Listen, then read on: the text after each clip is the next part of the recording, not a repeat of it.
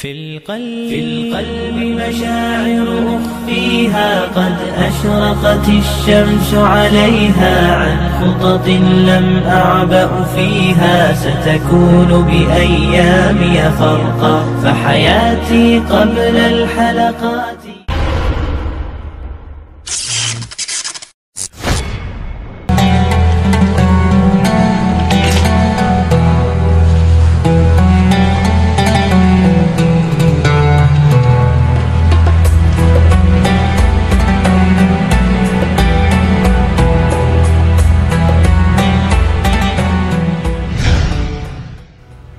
Assalamualaikum warahmatullahi wabarakatuh.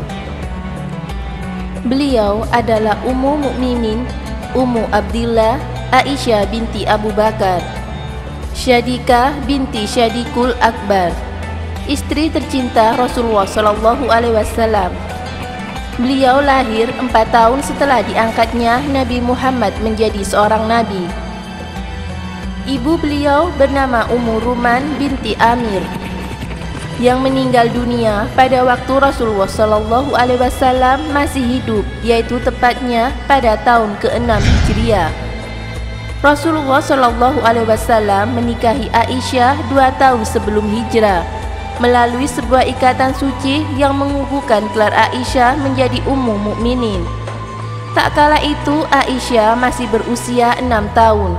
Dan Rasulullah SAW membangun rumah tangga dengannya setelah berhijrah, tepatnya pada bulan Syawal tahun kedua Hijriah, dan ia sudah berusia 9 tahun. Aisyah menceritakan Rasulullah SAW menikahiku pasca meninggalnya Khadijah, sedangkan aku masih berusia 6 tahun. Dan aku dipertemukan dengan beliau tak kala aku berusia 9 tahun. Para wanita datang kepadaku padahal aku sedang asik bermain ayunan dan rambutku terurai panjang. Lalu mereka menghiasiku dan mempertemukan aku dengan Nabi Muhammad SAW. Kemudian biduk rumah tangga itu berlangsung dalam suka dan duka selama 8 tahun 5 bulan. Hingga Rasulullah SAW meninggal dunia pada tahun ke-11 Hijriah, sedangkan Aisyah baru berusia 18 tahun. Aisyah adalah seorang wanita berparas cantik berkulit putih. Sebab itulah ia sering dipanggil dengan sebutan Humairah. Selain cantik, ia juga dikenal sebagai wanita cerdas yang Allah SWT telah mempersiapkan untuk menjadi pendamping Rasulullah SAW dalam mengemban amanah risalah yang akan menjadi penyejuk mata dan pelipur rara bagi diri beliau. Suatu hari Jibril memperlihatkan kepada Rasulullah SAW gambar Aisyah pada secarik kain sutra berwarna hijau sebari berkata, "Ia adalah calon istrimu kelak di dunia dan di akhirat." Hadis riwayat At-Tirmizi.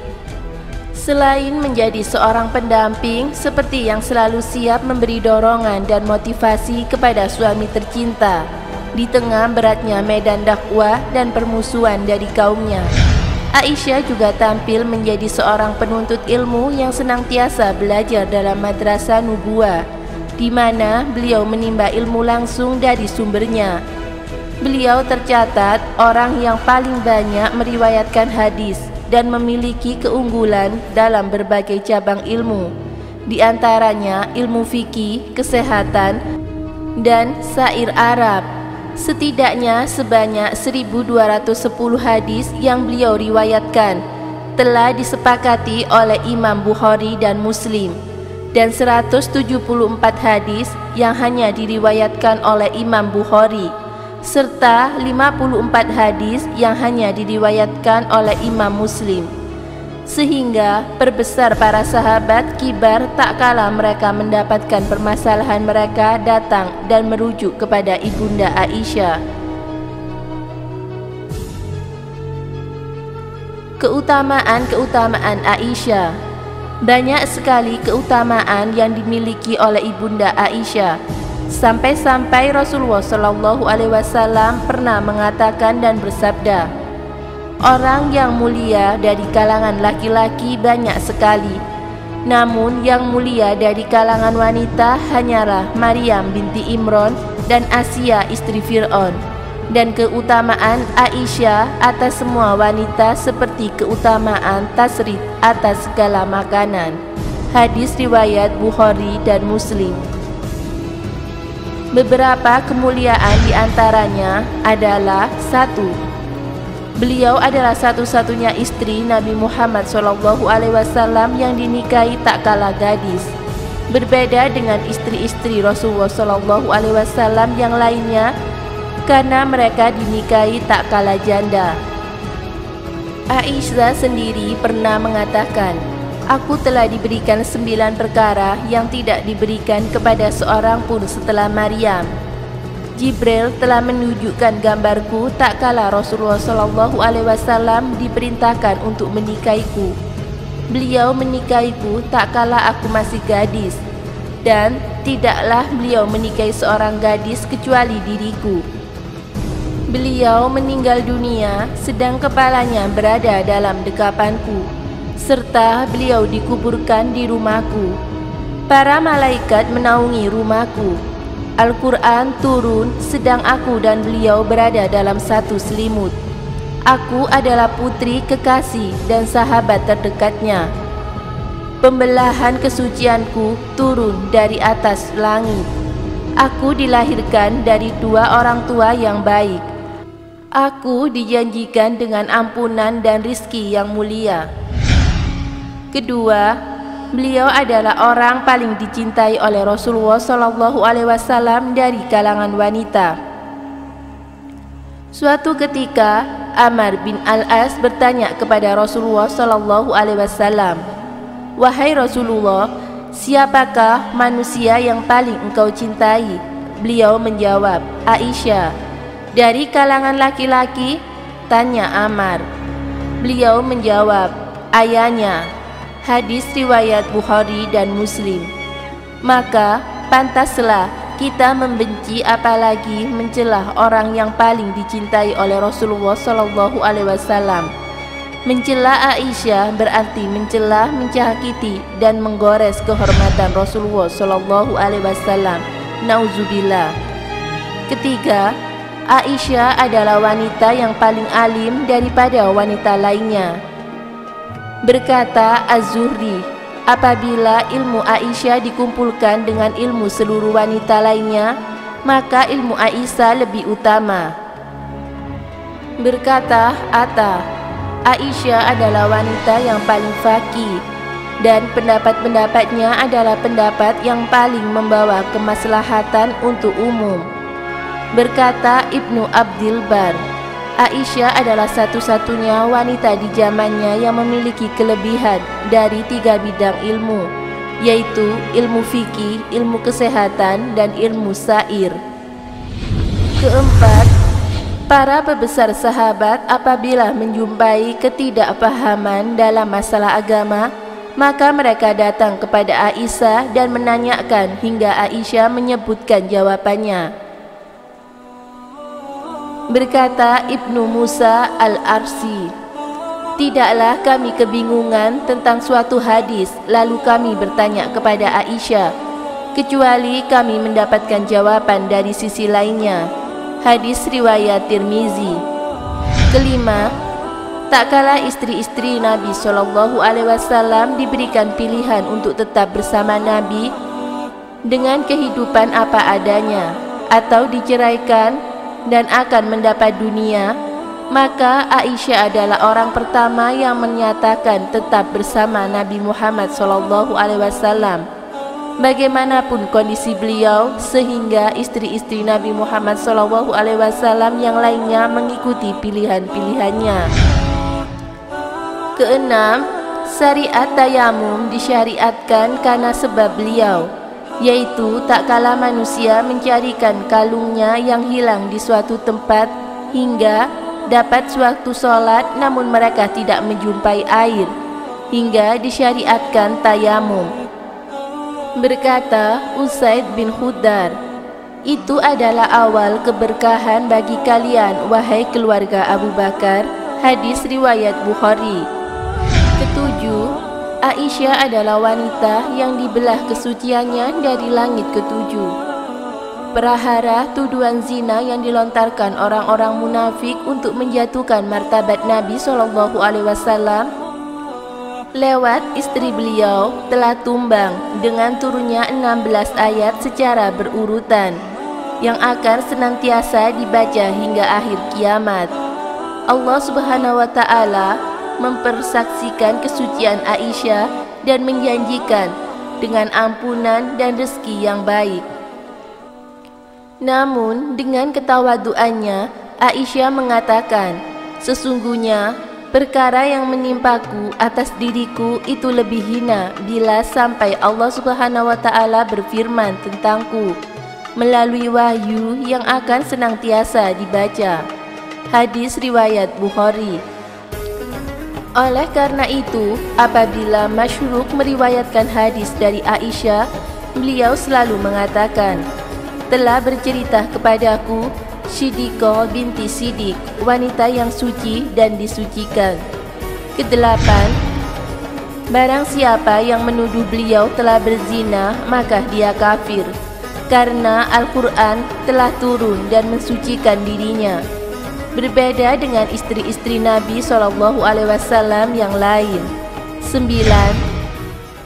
Dengan sebab beliau, Allah Subhanahu wa Ta'ala mensyariatkan hukum cambuk bagi orang yang menuduh wanita muhsanat atau yang menjaga diri berzina tanpa bukti yang dibenarkan syariat. 10. Tak kala Rasulullah SAW sakit, beliau memilih tinggal di rumah Aisyah dan akhirnya beliau pun meninggal dunia dalam dekapan Aisyah. Berkata Abu Wafa Ibnu Aqil, "Lihatlah bagaimana Rasulullah SAW memilih untuk tinggal di rumah Aisyah tak kala sakit dan memilih bapaknya atau Abu Bakar untuk menggantikan mengimami manusia. Namun, mengapa keutamaan agung semacam ini bisa terlupakan oleh hati orang-orang Rafidah? Padahal hampir saja keutamaan ini tidak luput sampai pun oleh hewan-hewan atau binatang. Bagaimana dengan mereka?" Aisyah meninggal dunia di Madinah malam Selasa tanggal 17 Ramadan 57 Hijriah pada masa pemerintahan Muawiyah di usianya yang ke-65 tahun. Setelah berwasiat untuk disolati oleh Abu Hurairah dan dikuburkan di perkuburan Baqi pada malam itu juga. Semoga Allah Subhanahu wa Ta'ala meridhai Aisyah dan menempatkan beliau pada kedudukan yang tinggi di sisi Rabb-Nya. Amin ya rabbal alamin. Wallahu a'lam bishawab.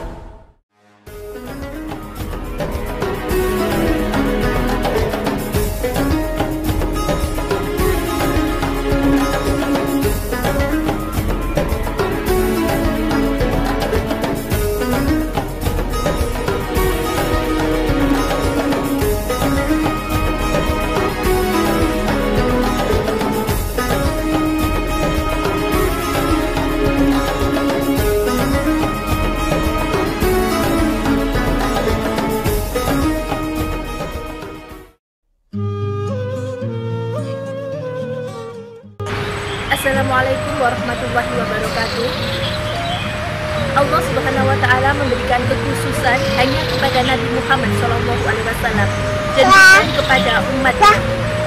Kekhususan itu adalah Rasulullah SAW beristrikan banyak, yaitu 9, namun ada riwayat lain yang mengatakan 11.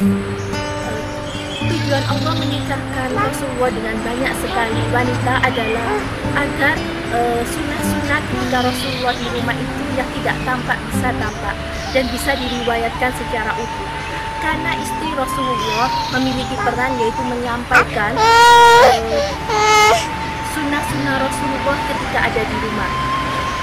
Jika Rasulullah SAW hanya menikah dengan 1 atau 2 wanita saja, maka riwayat-riwayat Rasulullah yang ada di rumah ataupun sunnah-sunnah Rasulullah yang ada di rumah, yang akan disampaikan hanya sedikit. Itu sebabnya Allah memberikan kekhususan kepada Rasulullah Shallallahu Alaihi Wasallam. Selain itu, tujuan lain adalah untuk menunjukkan Rasulullah bisa semakin dekat dengan Abu Bakar dan juga Umar.